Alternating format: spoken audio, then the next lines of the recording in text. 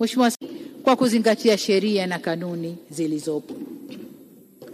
Mheshimiwa Spika, kwa upande wa sanaa, kufuatia maboresho yaliyofanywa na serikali, kiasi cha mirahaba kilichogawiwa kwa wasanii waliosajiliwa KOSOTA kimeongezeka kutoka shilingi milioni 245 hadi shilingi milioni 687.7, na hivyo kuwezesha wasanii kupata fedha na kunufaika kwa kazi zao za sanaa.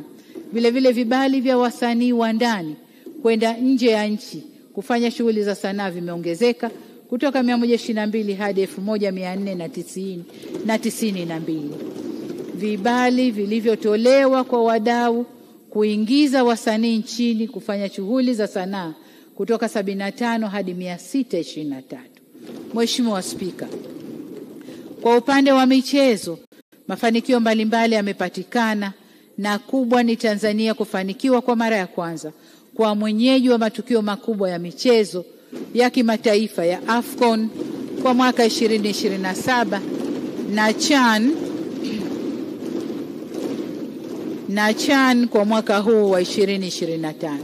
Vile vile vilabu vyetu vya mipira vya miguu vikubwa vya Simba, Yanga, Azam na vingine, na Namungo Waziri Mkuu,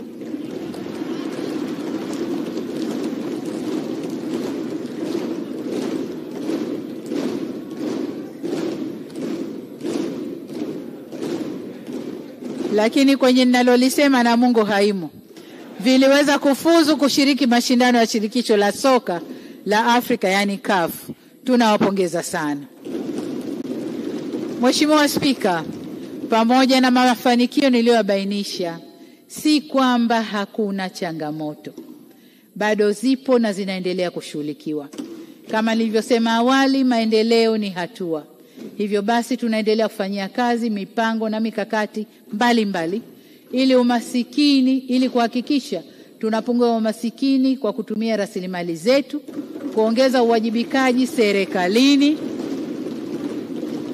kupunguza matumizi yasiyo na tija na kupunguza utegemezi.